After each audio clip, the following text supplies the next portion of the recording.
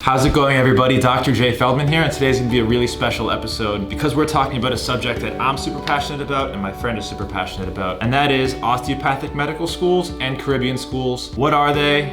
Are they right for you? Please watch the entire video. We're gonna share some gold because we're super passionate about this subject. Let me ask you, what really makes a good doctor? If you're not happy, how are you supposed to help your patients? I'd love to introduce my friend, Megan, who's joining me from a Caribbean school. Go ahead and introduce yourself, Megan. Hi, my name's Megan. I went to Saba University School of Medicine in the Caribbean. I'm now an intern in family medicine in Orlando. I'm very excited to tell you guys all about the Caribbean med schools, the good, the bad, and the ugly. So thanks for having me. Thank you, Megan. We're gonna go right into it. I know exactly what you wanna know, and I've had this conversation a million times individually. So this video is really gonna have all of the most important information that you're gonna need when deciding if one of these schools is right for you. And if you're picking between the two, maybe this will help nudge you in one direction or the other. So the biggest thing that people are worried about, and that's probably gonna apply to the most of you, is what does it take to get into a DO or a Caribbean school as far as the data goes? What MCAT score do you need? What GPA do you need? Do you need to do volunteering? Do you need research? And when you're applying to medical school, these are the biggest and first questions that everyone has. So I'm gonna go right into it. For osteopathic medical schools, and I have my little cheat sheet right here, because the MCAT changed a lot since I went to school. Before it used to be out of 45, now I don't even know what the max score is. But I'll tell you the average MCAT for getting into an osteopathic medical school as of 2018 is a 502, and an average GPA of a 3.4. Back when I was in school, the average was around a 28 in the old scoring, but that doesn't apply to you. Sorry. Megan, tell us a little bit about what it takes to get into a Caribbean medical school as far as the scores go. So basically, you just have to have completed 3 years of college. Certain classes are required just like any US school or DO school. And you just have to have taken the MCAT, basically. You don't need a high score as long as you've taken it and passed is usually good enough. Now there's a lot of variations on Caribbean medical schools. Do you know how many total there are? A lot total. They keep popping up. Over 10. They keep popping up, they mark it. 5 big ones you want to concentrate on. American University of the Caribbean, AUC, St. George's, Ross, Saba, and AUA, American University of Antigua. Those are all good credentialed schools in all 50 states, and most of them, if not all, take US loans. So for the purpose of this video and this conversation, let's talk only about those schools, because I think we can both agree that if you're thinking of a Caribbean school and it's not one of these accredited, reputable schools, don't do it. It's probably not worth your time. A lot of these things are just money farms, and they really screw a lot of people over, and it's a really sad situation going on over there. But luckily for this one, made it through Saba, and she's now in an American residency, and we're gonna talk about exactly what that takes and how many people actually make it through. So tell me a little bit about that, because that's a very hot topic when you're entering a Caribbean school. How many students go in, how many come out? All the Caribbean schools, the 5 big ones that I talked about, all have pretty high attrition rates, which is dropout rates. I'd say an average about 30% dropout, some even higher than that. I think because it's so easy to get into them, a lot of people aren't ready, but you have to remember it is just as big of a commitment as a DO or MD school. So when you're going into it, you really have to be serious. Just because it's easier to get in doesn't mean it's easier to pass. Okay, so 30 to 40%. Yeah, I've heard either fail out or drop out of Caribbean schools. And that's, you think, because they're unprepared going into it, or because it's so cutthroat once you're there and it's hard to pass? Harder than American schools? What's your opinion there? I think a little bit of both. I think our first semester is a big weed out semester, and they made it extremely hard to pass. Our histology and anatomy were brutal. So we did have a high failure rate, and if you fail 2 classes, you get kicked out and you can't reapply. And you're competing with that many more students, so I guess it's that much easier to fail, to be at that bottom tier. Okay, that's super interesting. In my school, in osteopathic schools, and I think this is the same for American MD schools, it is not easy to fail out. I think we had maybe 1 out of our entire class, which is much smaller. Our class was about 125 that actually fail out of medical school. They really support you through the classes, and I don't think they want you to fail out. Whereas the Caribbean, I'm not sure if they care. What would you say? I think that they care less Of course, individual teachers want to see you do good, but they're not as concerned with you individually since there's a lot more students. So the other big question that people have when considering osteopathic versus Caribbean are, what are the chances of matching into a US residency? And then more specifically, what are the chances that I'm gonna match into a competitive US residency? Say you wanna be a plastic surgeon and US allopathic schools just aren't for you. Is it possible? I would like to start with you in this question. For Caribbean schools, the stigma is real. If you want to specialize in anything that is even somewhat competitive, plastic surgery, orthopedic surgery, cardiothoracic surgery, dermatology, any of those highly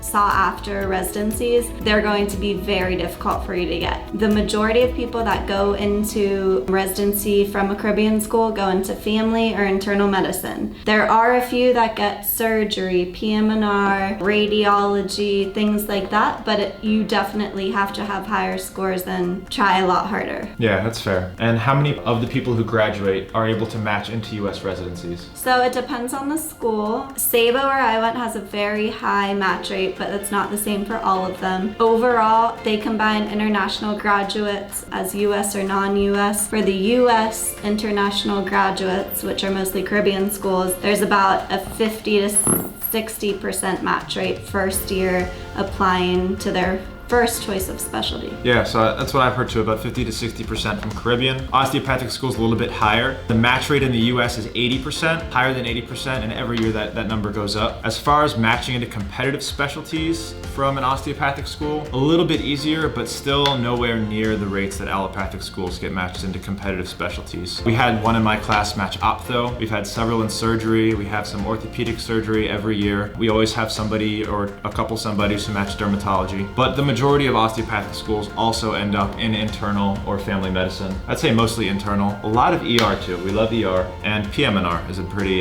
DO-friendly specialty. So if you're interested in plastic surgery, optho, just know what your chances are going in, because just because we had one person who did it, it shows promise, but it's probably not going to happen for you unless you really think that you're coming from really underwhelming circumstances before. Some tragedy happened in undergrad and you just weren't able to score that MCAT score that you wanted, or something for your GPA, or maybe you weren't able to do any research and they just won't take you. If you're really interested in one of these top specialties, I would recommend, and everyone that I've talked to would also recommend, either taking the time to build your application, retake your MCAT, do some research, even if it takes 1 to 2 years. If you are set on a certain specialty like plastic surgery, orthopedic surgery, then your chances of getting it through a Caribbean or osteopathic school are very low. I would take those 1 or 2 years. It is a lot of time, and it's a commitment, and it's an unsure commitment because you're not even sure that it'll work. But like I said, you don't want to go through life with the specialty that you are stuck with. You want to do whatever you can to get that great specialty.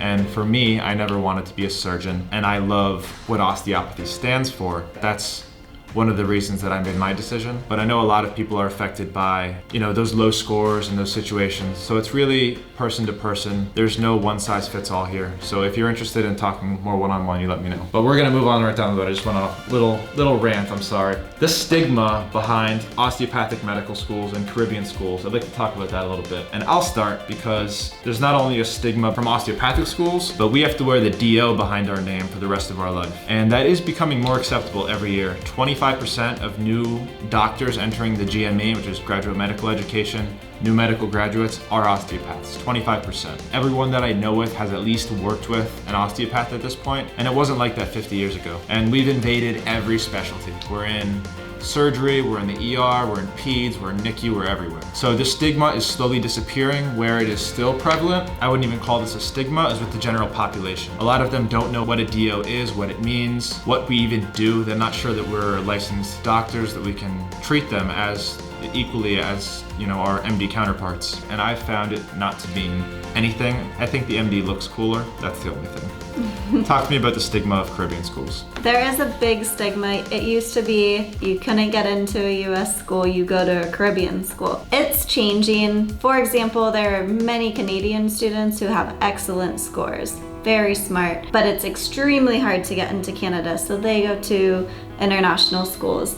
They turn out to be some of the best doctors all over the United States. There are some very good US students too that come out of there. Multiple places I've rotated at have had attendings from Caribbean schools, and they're excellent, some of the best teachers I've worked with. So that stigma is slowly going away, but it's definitely gonna be there. I'd say the one difference is we don't have to live with that the rest of our lives. Once you get to residency, they stop asking where you went to medical school and they ask where you did your training. So that is one thing, but everyone knows when you have a practice or everything that you went to Caribbean school. I think it's gonna be people changing their mind about what Caribbean doctors are soon though.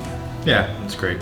So the one other thing that I think you should consider when thinking about osteopathic schools, and granted when you're looking at it from a medical applicant standpoint, this might not seem like a big deal, but our testing is different. I've taken 4 board exams so far, 2 osteopathic and 2 allopathic. And granted, we don't have to take the allopathic board exams, but I applied to an allopathic program, allopathic meaning MD. So I had to take the USMLE 1 and 2, which is an MD exam, and the COMLEX 1 and 2, which is a DO exam. These are very long, strenuous, hard exams you have to study for. They take months and months of studying, and studying for 2 of them at a time, because you usually take them within a week apart of each other, is a pretty awful factor. And you end up studying mainly for the USMLE because it's better study materials, to be honest, and then the COMLEX by secondhand. So a lot of people end up not doing very well on either exam because you're preparing for one that your medical school didn't prepare you for, end up doing bad on that one, and then you neglect the one that you need to be doing well on. So you end up doing bad on that one too.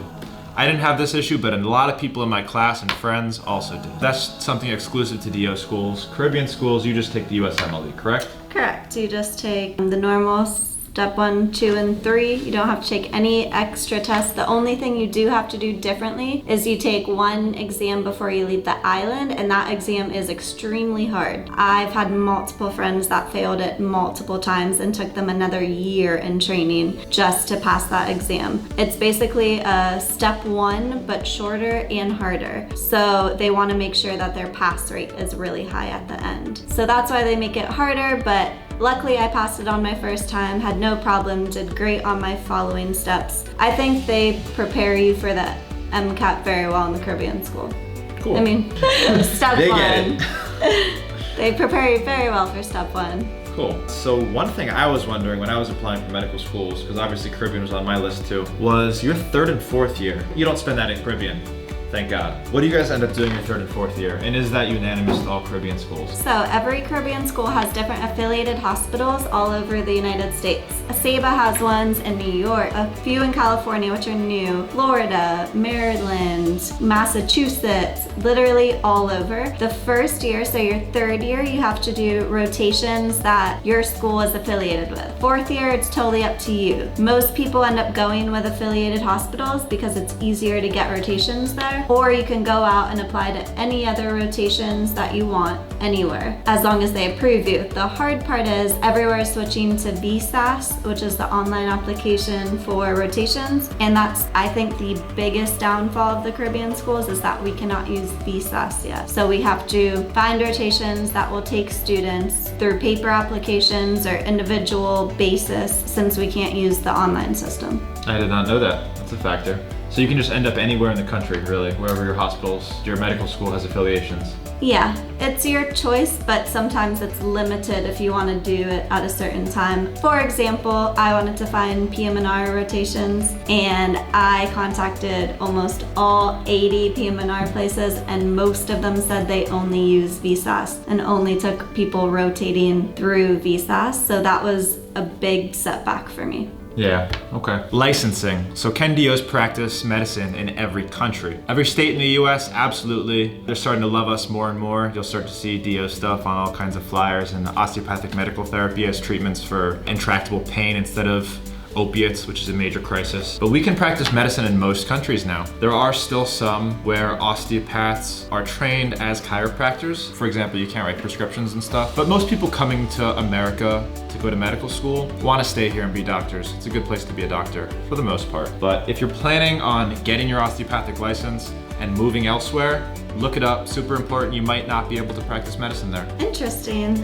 For Caribbeans, I think you can practice in every country as far as I know, but there are some certain states that make it very, very difficult for you to practice if you're an international student. For example, California makes you jump through some hoops and fill out this whole application. It's just harder, and they don't love Caribbean students, let's say. Yeah. And the other thing with DO schools is, well, Caribbean schools, you have the issue of you have to go to the Caribbean for 2 years, which we'll talk about that. DO schools are mostly located in the Midwest and in not so desirable living areas of the country. I was fortunate enough to go to New York City, but even still, it was located in the middle of Harlem, which wasn't the most favorable, but I was close to really fun and good things. Most osteopathic schools are not like that. They're located in very remote areas of the country. How was living in the Caribbean? So talk about remote. I lived on a 5 square mile island in the Caribbean with no fast food, no stoplights, nothing. It was very tiny. You could hitch to school every day. They actually encourage hitchhiking because it's so small.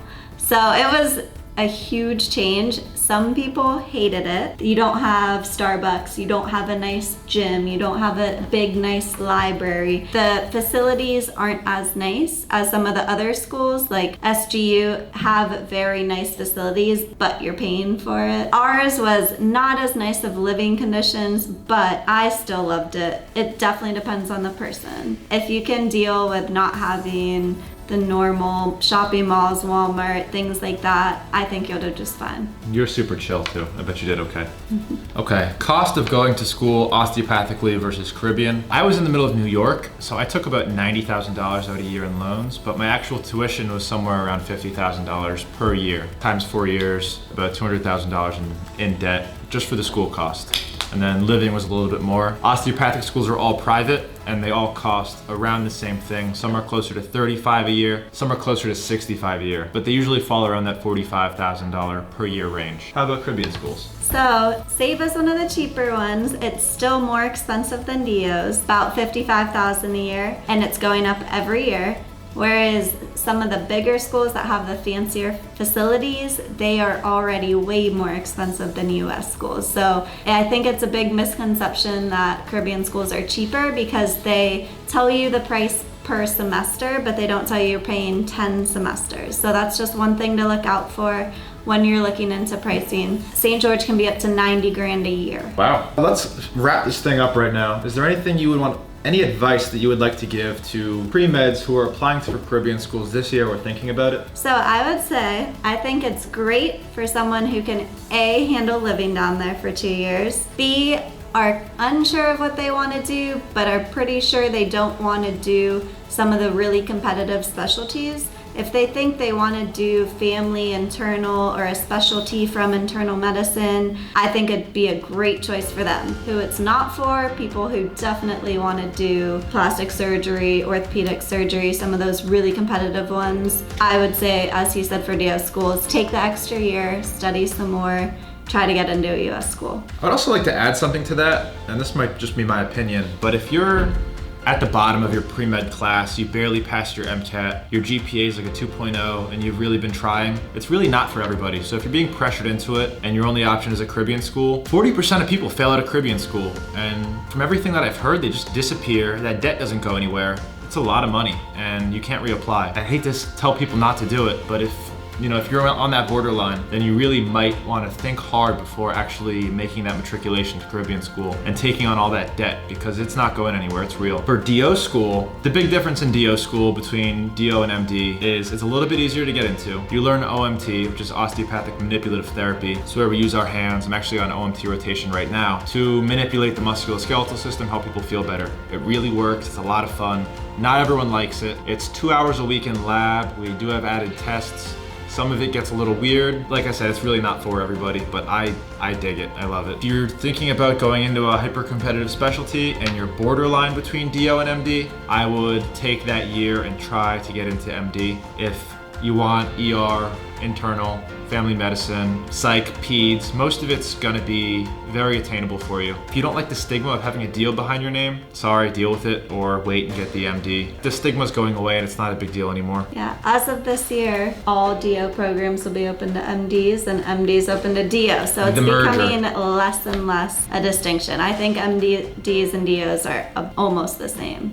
Yeah, and there's so many Caribbean schools and no one knows who's who. So the MD from Harvard and the MD from Ross, I mean, from the look of their name badge, you can't tell who's who. So no one really asks any questions. No one belittles you in the office. And there's still like a surgeon, internal medicine little battle going on, but not between MDs and DOs. There's mutual respect everywhere. So that should not be a factor. All right, so we're gonna wrap this up. If you have any questions, again, drop a comment. I respond to every comment. And Megan, thank you so much for joining me and teaching us about Caribbean schools. Thanks so much for having me. I love talking about Caribbean schools. If you guys have any questions or comments, please drop a comment below. Alrighty, see you next time.